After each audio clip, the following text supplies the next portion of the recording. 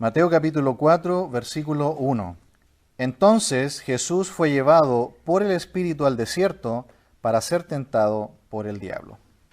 Bien, en esta tarde vamos a ver que la tentación se enfrenta con la palabra de Dios. Eso vamos a estar viendo durante estos domingos hasta el versículo 11, pero hoy vamos a ver solo el versículo 1 porque realmente hay mucha enseñanza en estos 11 versículos, así que vamos a hacer énfasis hoy solamente en el versículo 1, que dice, entonces Jesús fue llevado, ¿por quién? Por el Espíritu al desierto para ser tentado por el diablo. No sé si ustedes se han dado cuenta, pero una de las ocasiones donde más estamos expuestos a los dardos de fuego del maligno es después que hemos tenido un triunfo espiritual. Después de los grandes días de victorias en Cristo. Y es cuando estamos más descuidados, nos ponemos vulnerables, nos relajamos y bajamos nuestras defensas. Pero como dice Efesios capítulo 6, siempre debemos estar con la armadura de Dios y sobre todo con la espada del Espíritu, que es la palabra de Dios, la Biblia. Así que es muy interesante que el versículo empiece con este entonces. De esta pura palabra podemos sacar toda una enseñanza, porque el entonces significa una transición, ¿no? Una transición inmediata de tiempo entre un relato anterior y el que empieza ahora. ¿Qué vimos en los versículos 13 al 17 del capítulo 3? ¿Recuerdan? El bautismo, ¿cierto?, de nuestro Señor Jesucristo. El Señor Jesucristo en ese momento fue ordenado al ministerio que estaba empezando aquí en la tierra. Y siempre va a pasar eso, notémoslo en nuestra vida. Tenemos una gran victoria, una bendición, hemos sido bendecidos y de inmediato vienen tremendas pruebas. Cuando nosotros queremos juntar a nuestra familia, no sé si lo han notado, queremos reunirnos en familia, abrir la palabra de Dios y orar juntos, y empiezan luchas tremendas. Cuando estamos solos y tratamos de dedicar tiempo de oración a abrir nuestra Biblia, comienzan grandes luchas. Porque siempre que hay una victoria espiritual, el enemigo, el mundo, la carne, los deseos de este mundo, los deseos de los ojos, de inmediato empiezan a trabajar. En 2 de Samuel capítulo 10, no sé si usted recuerda que David allí tuvo una gran batalla, una gran lucha. 700 carros destruidos de un país enemigo, 40.000 jinetes, todo un ejército derrotado por David. Pero ¿qué pasó en el capítulo 11? ¿Recuerda? Fueron a la guerra nuevamente, pero David, ¿qué hizo? Se quedó en el palacio. ¿Y se levantó a qué hora? A la tarde, dice. Se levantó en la tarde, es decir, se quedó descansando mucho tiempo y en ese momento él vio a Betsabé. Y sabemos lo que pasó con él. Cometió un terrible pecado de adulterio, hubo muertes. Después de las grandes victorias espirituales, vienen después tremendas luchas espirituales. Debemos tener cuidado. Cuando Elías se enfrentó a los falsos profetas de Baal, ¿recuerdan? Que también fue una gran victoria espiritual. Él incluso mató a 400 de estos falsos profetas. Pero luego se enteró que Jezabel lo andaba persiguiendo. ¿Y qué hizo Elías? Huyó, escapó, estaba totalmente asustado. Su fe cayó. Aquí el Señor Jesucristo ha sido ordenado al ministerio. Dice Lucas 3:23 que Jesús era como de 30 años cuando comenzó su ministerio. Nuestro Señor Jesucristo no solamente es rey, como lo presenta aquí el Evangelio de Mateo, el Señor Jesús también es sacerdote, es juez y es profeta. Es interesante que en Éxodo capítulo 29 se nos dice que cuando los sacerdotes comenzaban su ministerio eran bañados, eran sumergidos en el agua, recibían vestidos especiales y luego eran ungidos con aceite. ¿Recuerdan que David cuando Dios lo llamó para ser rey, también Samuel lo ungió con aceite? El ungimiento con aceite es un símbolo, una demostración de la presencia del Espíritu de Dios con ellos, como aprobación y para iniciar su nuevo trabajo. Y cuando nosotros leímos aquí el bautismo de nuestro Señor Jesús, Él es bautizado por Juan el Bautista, el Espíritu Santo de Dios desciende en forma visible, en forma de paloma, y se posa sobre Él. Y la voz audible de Dios el Padre, ¿qué dice? Este es mi Hijo amado, en quien tengo complacencia. Así que Entonces, dice el texto, Jesús fue llevado por el Espíritu. ¿Satanás lo andaba buscando y por fin pudo atrapar a Jesús? ¿Dice eso el texto? ¿Quién llevó a Jesús a esa situación? El Espíritu Santo de Dios. Esta es una situación controlada por Dios. Satanás no tiene ningún poder ni autoridad, sino que es Dios el que le da permiso y todo está bajo el control de Dios. Satanás no puede hacer nada, absolutamente nada, sin el permiso de Dios. Y Jesús no tiene ningún pecado que confesar. Si ustedes recuerdan, cuando las personas eran bautizadas por Juan el Bautista, después de ser bautizados, ¿qué dice el capítulo 3 y versículo 6 de Mateo? Dice, y eran bautizados por él en el Jordán y confesaban sus pecados. Pero cuando Jesús fue bautizado, ¿tuvo que confesar algo Jesús? Nada. De inmediato el relato sigue y Jesús es llevado por el Espíritu de Dios, es llevado a un desierto. Nuestro Señor Jesús entonces, ungido por el Espíritu Santo, guiado por el Padre, comienza su nueva labor aquí en la tierra. Comienza su ministerio que le va a llevar más o menos 3 años después a la muerte en la cruz del Calvario. Dice el libro de Hechos en el capítulo 10, versículo 37, para que ustedes vean que esto es relacionado con lo que viene después del bautismo de Juan. En Hechos 10:37 dice, vosotros sabéis lo que se divulgó por toda Judea, comenzando desde Galilea, después del bautismo que predicó Juan. Cómo Dios ungió con el Espíritu Santo y con poder a Jesús de Nazaret, y cómo éste anduvo haciendo bienes y sanando a todos los oprimidos por el diablo, porque Dios estaba con él.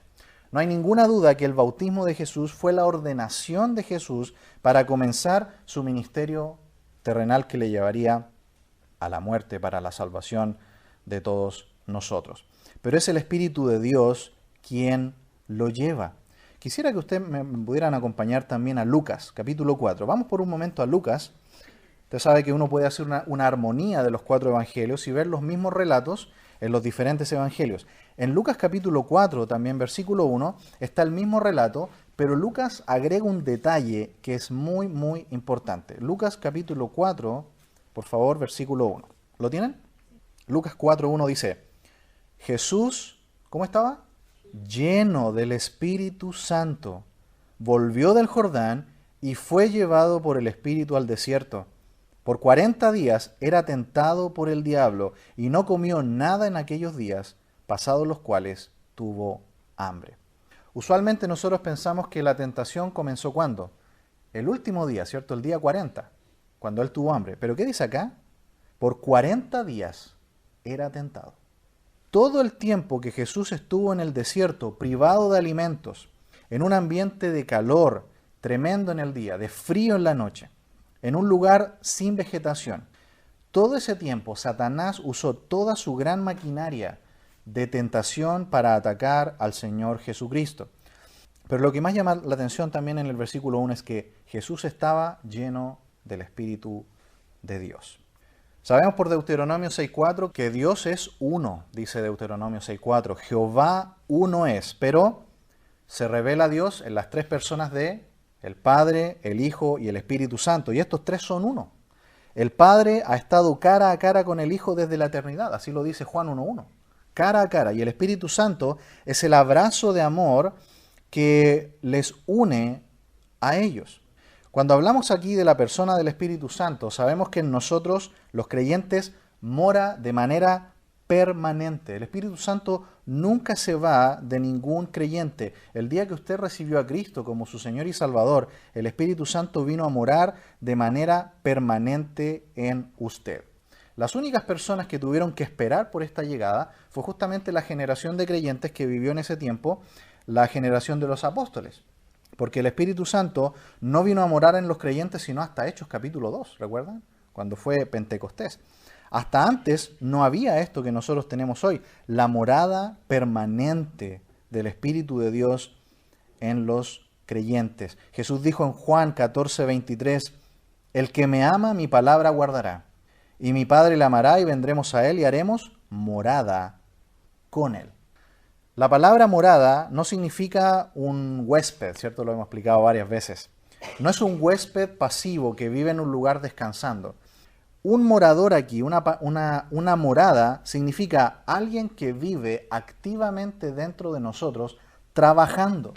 Es un trabajador que vive dentro de nosotros como una casa que antes estaba destruida, pero vino a morar dentro de nosotros y nos va a estar remodelando, limpiando, santificando, arreglando hasta el día que Cristo vuelva por nosotros. ¿No es así el Espíritu de Dios también con nosotros? Cuando estamos en medio de una tentación o de una prueba, Él también está ahí. No fue solamente que el Espíritu de Dios estuvo con Jesús nada más en el momento del bautismo y después se fue, ¿no? Dice que en medio de la tentación, ¿quién estaba allí también con Él? El Espíritu Santo de Dios. Cuando nosotros estamos en medio de una tentación en el desierto, recordemos esto. El Espíritu de Dios mora permanentemente en el creyente y está allí para ayudarnos, para darnos la gracia y el poder para enfrentar el pecado. Entonces Jesús fue llevado por el Espíritu, ¿dónde dice el versículo? Al desierto, al desierto. Estamos estudiando también la epístola a los Romanos y han notado que Pablo se refiere a Jesús como un segundo Adán. El primer Adán, aquel hombre que estuvo en el huerto del Edén, pecó y entró el pecado y pasó a todos los hombres por cuanto todos pecaron. Pero se refiere curiosamente al Señor Jesús como un segundo Adán, que también fue tentado, pero que no pecó. Dice Hebreos 4:15, porque no tenemos un sumo sacerdote que no pueda compadecerse de nuestras debilidades, sino uno que fue tentado en todo, según nuestra semejanza, pero sin pecado. Así que Jesús es como este segundo Adán que vino, vivió lo mismo, pero no pecó.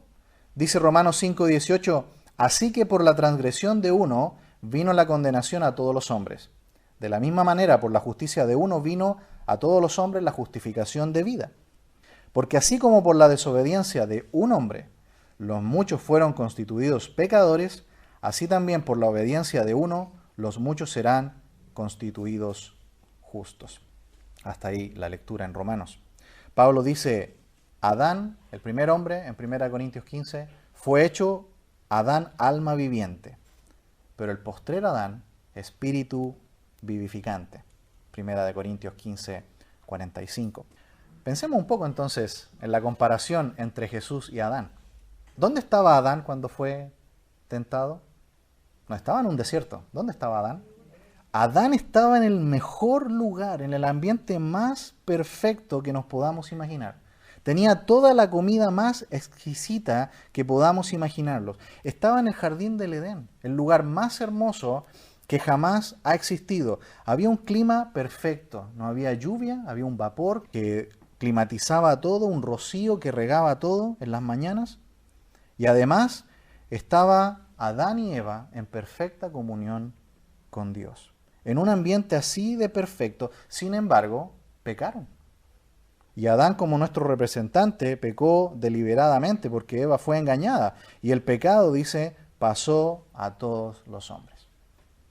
Nosotros muchas veces le echamos la culpa, no al ambiente o a las personas por nuestro pecado, por nuestras caídas. Cuando Adán y Eva pecaron, Adán dijo, la mujer que me diste. Eva dijo, la serpiente me engañó. Siempre queremos echar la culpa a algo, a cosas, a ambientes, a personas, pero nos damos cuenta que el pecado, ¿dónde está realmente? Está dentro de nosotros. Un hombre llamado Antonio Abad, en el primer siglo de la era cristiana, él dijo, me voy a ir del mundo, me voy a ir al desierto y voy a vivir allá. Y ahí comenzó la era monástica, comenzaron los monasterios, las abadías, los monjes que se iban al desierto porque ellos decían, el pecado está en el mundo, en los edificios, en las calles, en las personas. Pero cuando estaban allí en el monasterio, encerrados en una habitación ellos solos, se dieron cuenta que ¿dónde estaba el pecado? El pecado está dentro del ser humano. ¿Cómo estaba Jesús? Ya vimos a Adán. Adán estaba en el lugar más perfecto. Sin embargo, pecó. Pero Jesús, ¿dónde estaba? Se nos dice aquí que estaba en el desierto. Si es el desierto que estaba cerca de Jerusalén, estamos hablando del desierto que mide 50 kilómetros de largo por 25 de ancho. Un lugar rocoso, sin vegetación, polvoriento, sin comida, sin agua.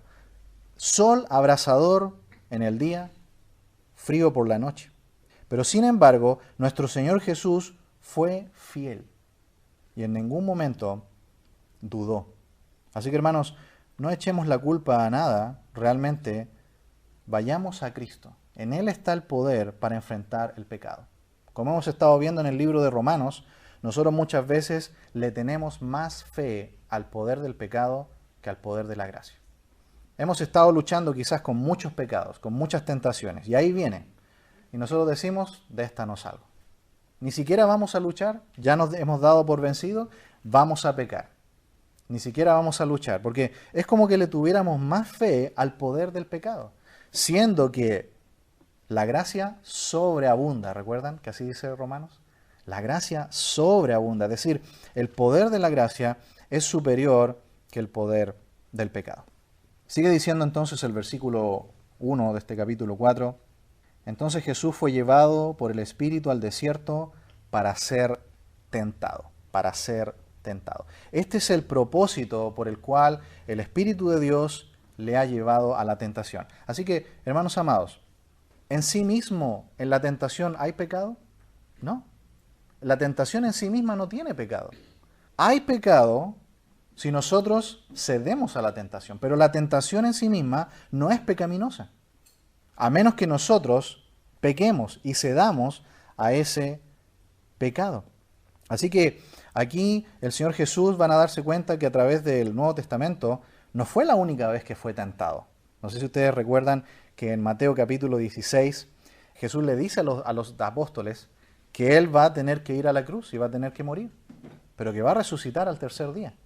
Y uno de los apóstoles, ¿qué le dijo a Pedro? Le dijo, Señor, en ninguna manera esto te acontezca. ¿Y el Señor qué le respondió? Quítate delante de mí, Satanás. Me eres tropiezo, porque no pones la mira en las cosas de Dios, sino en la de los hombres. ¿Fue la única vez que Jesús fue tentado? No fue la única vez. El mismo apóstol Pedro, un instrumento para oponerse al plan de Dios. El mismo apóstol Pedro. Hermanos amados, muchas cosas pueden ser instrumento, aún nosotros mismos, para facilitar la entrada del pecado a nuestra vida o a la vida de otros. Así que aquí se nos dice el propósito por el cual el Espíritu de Dios lleva a Jesús al desierto, es para ser tentado por el maligno, pero como ya dijimos, todo bajo el poder soberano de Dios. Y aquí tenemos que decir algo que es muy, pero muy contundente. ¿Jesús podía pecar? Recuerdo hace algunos años atrás, un amigo en la iglesia me dijo, bueno, por lógica, si Jesús fue tentado era porque podía pecar. La pregunta que nos tenemos que hacer es, ¿Dios puede pecar? Dios no puede pecar y jamás va a pecar. ¿Y quién es Jesús? ¿No es Dios hecho hombre? Dios no puede pecar y Jesús es Dios. Es Dios, la segunda persona de la Trinidad. Por lo tanto, decimos contundentemente que Jesús es Dios, por lo tanto, no peca ni puede pecar. Él vino justamente para salvar a los pecadores. Y el propósito de la tentación es identificarse con los pecadores y ser probado para mostrar que Él es el Cordero Santo, sin defecto y sin mancha. Se identificó con los pecadores. Fue tratado como pecador. Muchas veces lo trataron así. Le acusaron una vez de que Él hacía los milagros por el poder del maligno. Fue sentenciado como un criminal y fue crucificado como los peores criminales. Era el castigo peor de aquel tiempo. Y en el bautismo de Juan el Bautista, ustedes recuerdan que Juan bautizaba para arrepentimiento de pecados. Sin embargo, el Señor, ¿por qué se bautizó? Porque Él se estaba identificando con nosotros, los pecadores. Porque, ¿qué simboliza el bautismo? La muerte y la resurrección de Cristo. Y cuando un creyente se bautiza, lo que está diciendo, he muerto a mi vida pasada. Y en ese momento somos sumergidos. Y cuando somos sacados de las aguas, representa mi nueva vida en resurrección junto con Cristo. Por lo tanto, lo que hizo Jesús fue inaugurar este bautismo como un símbolo de lo que iba a ser su obra perfecta en la cruz. Así que el Cordero está siendo examinado acá, en esta prueba, en esta tentación, para demostrar que Él es el Cordero Santo, puro, sin defecto, tal como lo dijo Juan el Bautista, he aquí el Cordero de Dios que quita el pecado del mundo. La palabra tentación aquí Es una palabra que a veces se traduce tentación y a veces se traduce prueba. Es la misma. Dependerá del contexto si es tentación o prueba. Por ejemplo, aquí se traduce tentación porque ¿quién es el que está detrás de esta tentación? ¿Quién viene a tentar a Jesús? Muy bien, Satanás, el diablo es el que viene a tentar. El Espíritu de Dios lo que hizo fue ponerlo en la situación. Así que hermanos, no tengamos temor de esto, porque la tentación en sí mismo no es pecado. Dios muchas veces nos permite entrar en procesos de tentación, pero Él no tienta. Él no nos seduce con el pecado. Dios jamás va a hacer eso. Pero sí Dios muchas veces permite que entremos en esa situación. Por ejemplo, en una ocasión Jesús le dijo a Pedro, Pedro, Satanás te ha pedido para zarandearte como a trigo. Dios no tienta a nadie, pero Él puede permitir que entremos a una situación que no es lo mismo. Aquí es tentación porque es en un sentido negativo, porque el que está detrás es el diablo. La palabra diabolos significa el calumniador, el acusador. A eso se dedica el diablo, a acusar, a calumniar. Y hermanos amados, también aquí podemos ver algo muy práctico para nuestras vidas. Tenemos a alguien que acusa, que calumnia, que trabaje solo, ¿cierto? No lo ayudemos. No trabajemos como él lo hace. Ya tenemos a él que hace ese labor. Así que muchas veces Dios nos pone a prueba. Permite que entremos en situaciones de tentación, pero Él no nos tienta. Él permite la situación, pero no es el tentador. Es muy importante que entendamos esta diferencia. Por ejemplo, 1 Corintios 10:13 dice, no os ha sobrevenido ninguna tentación que no sea humana, pero fiel es Dios, que no os dejará ser tentados, y la palabra tentación aquí es la misma palabra griega de aquí de Mateo 4, no os dejará ser tentados más de lo que podéis resistir, sino que dará juntamente también con la tentación la salida para que podáis soportar. La misma palabra en el original griego. El sustantivo es peirasmos y el verbo es peirazo. La misma palabra se usa también en Santiago, un pasaje muy conocido también. Bienaventurado el varón que soporta la tentación. ¿Sabe qué es la misma palabra? La misma palabra, porque cuando haya resistido la prueba, literalmente llegue a ser aprobado, recibirá la corona de vida que Dios ha prometido a los que le aman. Cuando alguno es tentado, otra vez la misma palabra, no diga que es tentado de parte de Dios, porque Dios no puede ser tentado por el mal, ni Él tienta a nadie, sino que cada uno es tentado cuando de su propia concupiscencia es atraído y seducido. ¿Notan que la tentación trabaja diferente en nosotros que en el Señor Jesucristo? Dios no quiere que pequemos y Dios no nos pone la trampa de la tentación. Lo que Dios hace es permitir muchas veces que seamos probados. Él permite que las situaciones, pero ofrece la guía, el cuidado y la protección durante la tentación. Pero la seducción del pecado jamás la hace Dios. Aquí en Mateo 4 es el mismo Satanás que la está haciendo. Una pregunta, ¿Jesús tiene apetito por el pecado? No. ¿Nosotros? Nosotros sí. Nosotros vemos el pecado y nos atrae. ¿Jesús tiene la concupiscencia, lo que dice Santiago? La concupiscencia son malos pensamientos. No, Jesús no tiene concupiscencia. Por lo tanto, y nosotros sí. Por lo tanto, en Jesús, la tentación, la presión que ejerció el maligno sobre él fue solamente externa. Pero cuando el mundo, el pecado o Satanás nos tientan a nosotros, hay una doble presión. Porque nosotros tenemos un problema afuera y tenemos un problema también adentro. Por lo tanto, cuando Jesús fue tentado, Él no siente ningún apetito por el pecado. Jesús ve el pecado, como dice la palabra de Dios, dice, tan santo eres de ojos que ni siquiera puedes ver el mal. Así que Jesús no puede pecar porque es Dios, ni va a pecar jamás. Jamás. Él no tiene esa presión que nosotros sí tenemos. Hemos dado el ejemplo del vaso de agua, ¿no? Un vaso de agua, Jesús sería un vaso de agua pura, limpia, que si usted mueve, agita el vaso, se enturbia el agua. No, está limpio. Nosotros también somos un vaso de agua pura, pero con un fondo de barro. Y cuando se mueve eso, sí se ensucia el agua, no se enturbia. Pero luego baja de nuevo y se limpia. Y así vamos a estar constantemente en esa lucha hasta el día de Jesucristo. Finalmente el versículo dice, para ser tentado por el diablo. El diablo es el mismo que viene a producir la tentación, pero como nosotros hemos visto en otros pasajes, no es el único medio de tentación. Santiago, por ejemplo, dice que la sola concupiscencia nuestra nos puede tentar. El solo deseo dentro de nosotros puede producir una tentación. Los deseos de la carne, la vanagloria de la vida, los deseos de los ojos. Pero aquí es el mismo Satanás, el calumniador, que él no andaba buscando a Jesús, como hemos dicho, sino que el Espíritu Santo lo llevó a esa situación. Así que, hermanos amados, no nos sorprendamos si un día estamos en una situación de prueba o de tentación. Dios puede permitir eso, pero Dios no es el que seduce con el pecado. Eso jamás. Así lo dice Santiago, capítulo 1. Dios no puede ser tentado por el mal, ni él tienta a nadie. Dice Primera de Pedro, capítulo 4, versículo 12, para que ustedes vean que otra vez se usa la misma palabra para tentación. Dice Primera de Pedro 4, 12, amados, no os sorprendáis por el fuego de prueba. Ahí es la misma palabra que os ha sobrevenido, como si alguna cosa extraña os aconteciese, sino gozaos por cuanto sois participantes de los padecimientos de Cristo, para que también en la revelación de su gloria os gocéis con gran alegría.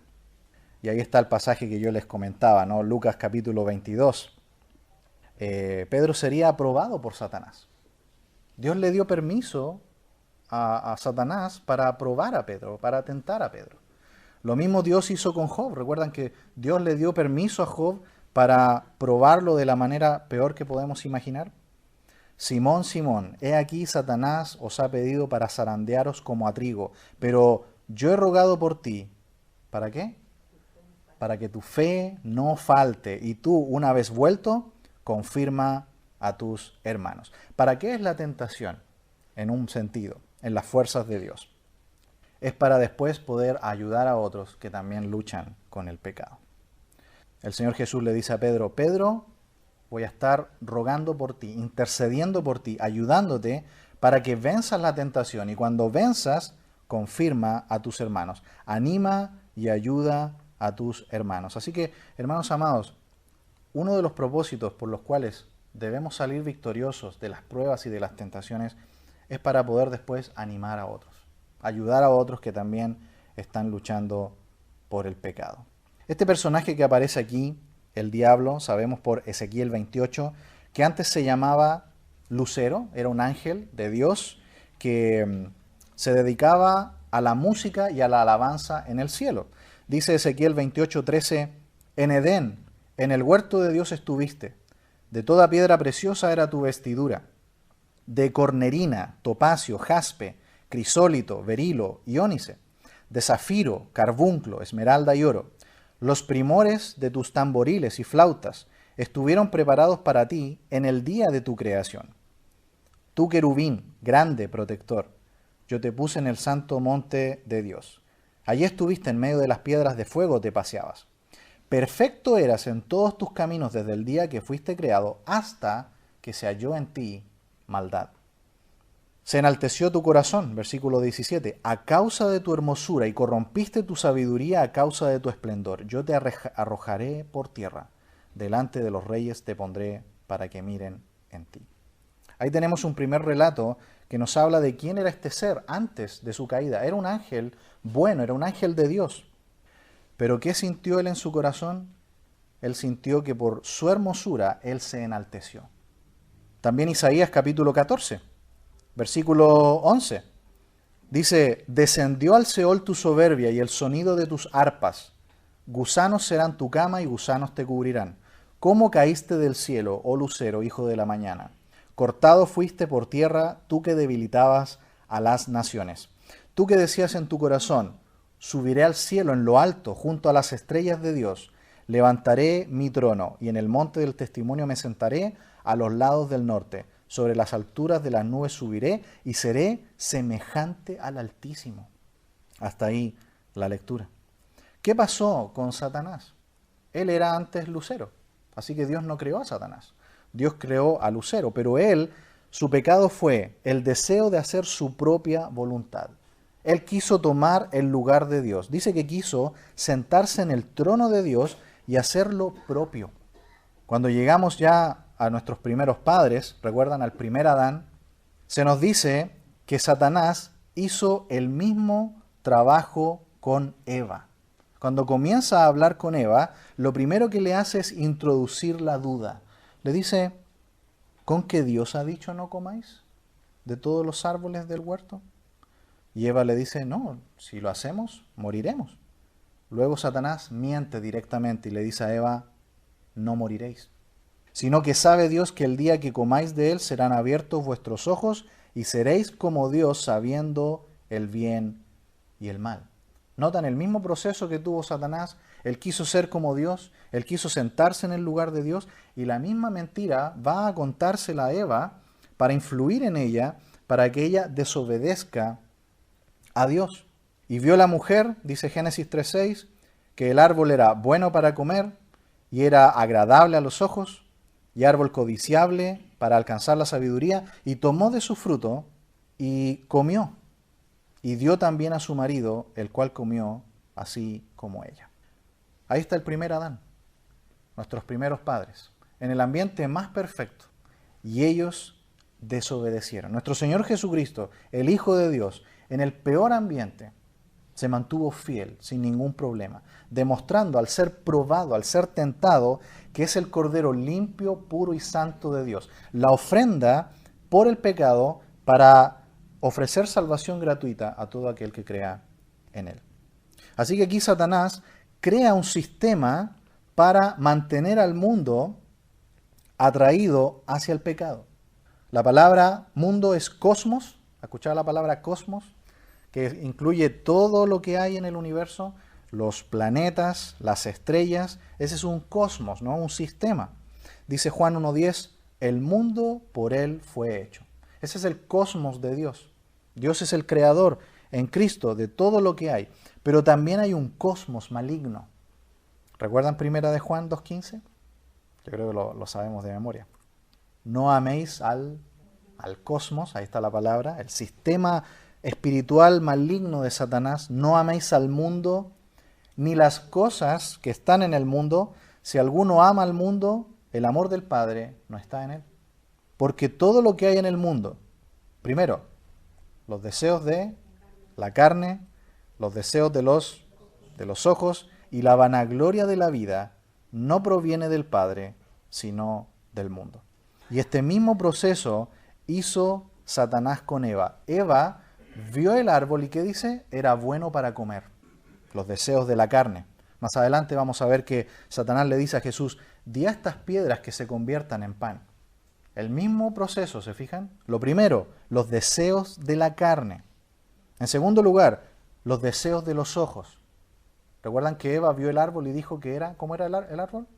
Era agradable a los ojos, dice.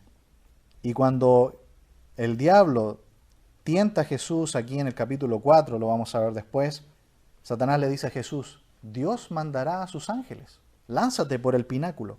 Van a venir los ángeles de Dios, los mandará acerca de ti y en sus manos te sostendrán. Los deseos de los ojos. Los deseos de ver un gran milagro, una gran señal del cielo. Y en último lugar, la vanagloria de la vida. ¿Qué le dijo la serpiente a Eva? Le dijo, mira, un árbol codiciable para alcanzar la sabiduría. Lo mismo trató de hacer Satanás con Jesús aquí en Mateo capítulo 4. El diablo le muestra a Jesús todos los reinos de la tierra, ¿recuerdan? Está más adelante aquí en este mismo pasaje. ¿Y qué le dice el diablo a Jesús? Le dice, todo esto te daré si postrado me adoras. La vanagloria de la vida. El mismo sistema ha tratado de usar el maligno siempre sobre las personas para mantenerlas en el pecado. Y lo va a hacer también con nosotros, los hijos de Dios. Él va a tratar de apelar a los deseos de nuestra carne. Va a tratar de apelar a los deseos de nuestros ojos y a la vanagloria de la vida. Pero como vamos a ver ya después avanzando más en este pasaje con la ayuda del Señor, vamos a ver que la tentación se enfrenta con la palabra de Dios. En todas las ocasiones donde se dio esta gran batalla entre Jesús y Satanás, Jesús le respondía, escrito está, no solo de pan vivirá el hombre, sino de toda palabra que sale de la boca de Dios. Y después nuevamente, escrito está, no tentarás al Señor tu Dios. Y en la última tentación, ¿cuál le dice? Vete, Satanás, porque escrito está, al Señor tu Dios adorarás y solo a Él servirás. Así que, como introducción para este pasaje, espero que sea de bendición saber esto, que la tentación se enfrenta con la palabra de Dios. No se enfrenta con nuestra fuerza humana, porque es insuficiente. No se enfrenta con normas religiosas que a veces nos autoimponemos. No se enfrenta con ninguna de esas cosas. Se enfrenta llenando nuestra mente y nuestro corazón con la palabra de Dios. Porque cuando llegue la tentación y la prueba y estemos solos, solamente el Espíritu de Dios, si está controlando, llenando nuestras vidas, Él va a recordarnos la palabra de Dios necesaria para poder enfrentar ese momento. Así que, hermanos amados, les invito a que podamos seguir el próximo domingo con el versículo 2 y en adelante, viendo que la tentación se enfrenta con nuestra fuerza, ¿no? ¿Con qué? Con la palabra de Dios. La tentación se enfrenta con la palabra de Dios. Vamos a ver.